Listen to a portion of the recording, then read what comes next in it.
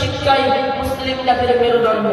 কেননা ইসলাম শিক্ষায় মানবতাকে শিক্ষা, কেননা শিক্ষায় মানবতাকে শিক্ষা গুরুত্বারোপ করেছে। আমি বলতে বাধ্য হচ্ছি যে শিক্ষাহীন জাতি মানুষ থাকে না। তাই কোরআনের ভাষায় কুল হাল ইয়াস্তাবিল্লাযীনা ইয়া'লামুনা ওয়াল্লাযীনা লা ইয়া'লামুন, অর্থাৎ হে রাসূল আপনি আপনার উম্মতদেরকে বলুন যারা শিক্ষিত আর যারা শিক্ষিত নয় তারা কি সমান হতে পারে? হযরত জিবরাইল আলাইহিস সালাম নবীজির প্রথম বাক্য এনেছিলেন আপনি আপনার প্রভুর নামে পড়ুন, পড়তে থাকুন। এবং শিক্ষার মিশন বাস্তবায়ন করার জন্য স্বয়ং রাসূলুল্লাহ সাল্লাল্লাহু আলাইহি ওয়াসাল্লাম মসজিদে নববীতে একটি বিদ্যালয় প্রতিষ্ঠা করেন। তিনি নিজেই ছিলেন ওই বিদ্যালয়ের শিক্ষক। সেই ধারাবাহিকতা আজও অব্যাহত রেখে অসংখ্য মাদ্রাসা প্রতিষ্ঠা করা হয়েছে এবং কিয়ামত পর্যন্ত চলবে ইনশাআল্লাহ। আর এই মাদ্রাসা প্রতিষ্ঠার মূল উদ্দেশ্য হলো জাতিকে অরাজকতা, অসভ্যতা ও অপসংস্কৃতির উতাল তরঙ্গ থেকে মুক্তি করে সভ্যতা ও সংস্কৃতির দিকে পথ দেখানো। এক কথায় মানবতার বিরুদ্ধে সকল ষড়যন্ত্র রুদ্ধ বলে ইসলামী শিক্ষায় বিকল্প নেই।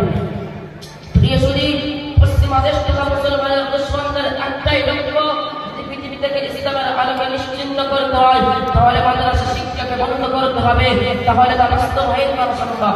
তাই কবি ইকবাল বলেছেন সকল মাদ্রাসাগুলো আমার অবস্থায় থাকতে দাও, গরিব অসহায় মুসলমানের ছেলে মেয়েদেরকে মাদ্রাসাগুলোতেই পড়তে দাও। যদি এ সকল ওলামা দরবেশের অস্তিত্ব বিলীন হয়ে যায় তাহলে জানো কি হবে? যা হয়েছে স্পেনে 500 বছর মুসলমান রাজত্ব করার পরেও ইসলামী কোনো নিদর্শন পাওয়া যায় না। ঠিক তেমনিভাবে এই মাদ্রাসা না থাকলে হিন্দুস্তানের আগ্রা, তাজমহল ও দিল্লির লালকেল্লা ছাড়া আর কোনো নমুনা থাকবে না। আসহাবে সুফা থেকে চলে আসা মাদ্রাসার উদ্দেশ্য জীবন জীবিকার ক্ষেত্রে সৃষ্টি করা নয়, বরং মাদ্রাসার উদ্দেশ্য আসহাবে সুফা থেকে চলে আসা মাদ্রাসার উদ্দেশ্য জীবন জীবিকার ক্ষেত্রে সৃষ্টি করা নয়, বরং উদ্দেশ্য মানবতার মাঝে কোরআনের বাণী শোনানো, মানুষকে কোরআনের দীপ্তিময় আর মানুষের মাঝে কোরআনের দীপ্তিময় আলো ছড়ানো এবং সকল প্রতিকূলতার মাঝেও বিভ্রান্ত মানব কাফেলাকে মুক্তির পথ দেখানো।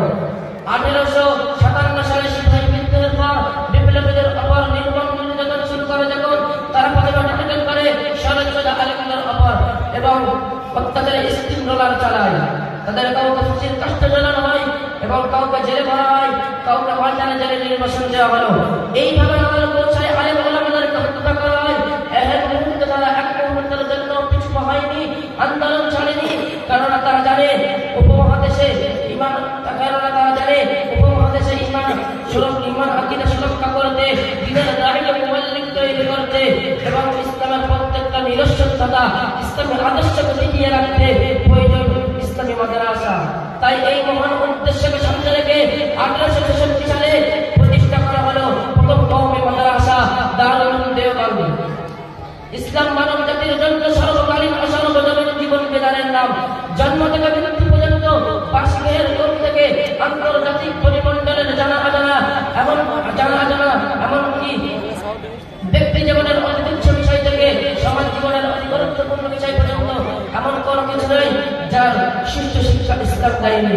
তাই কোরআন ঘোষণা করছে পড়ো, আর এই পড়ো দ্বারাই উদ্দেশ্য পাশ্চাত্যের শিক্ষা হতে পারে না, বরং এই শিক্ষার একমাত্র উদ্দেশ্য আল্লাহ তাআলার বিধান শিক্ষা।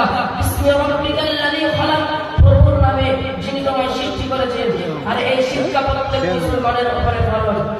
তবে এই মাদ্রাসাগুলো যখন এতিম অনাথ গরিব অসহায় পরিবারের সন্তানেরা কোরআনের শিক্ষায় শিক্ষিত হয়ে দেশ বিদেশে মাথা উঁচু করে জাতির সঠিক দিশা দেখাচ্ছে। শুধু তাই নয়, বিশ্ব যখন ইসলামকে নিয়ে বিরক্তি করে, দ্বীনের অপবাক্য অপপ্রচার করে, ঠিক তখনই ইসলাম জাতিকে সচেতন করে তোলেন এই মাদ্রাসার পড়ুয়া আলেম। তারা ইসলাম জাতির হেফাজতের দায়িত্ব পালন করে। তাই সকল সংশোধনের ঊর্ধ্বে রেখে তাদের প্রতি সম্মান, তাদের যে সম্মান প্রদর্শন মনোভাবতে প্রত্যেক মুসলমানের ইমানি দায়িত্ব। আসুন আমরা আমাদের সন্তানদেরকে কোরআনের শিক্ষায় শিক্ষিত করে জাতিকে আলো করি। এই আহ্বান করে আমি আমার শিক্ষিত বক্তৃতা এখানেই করলাম।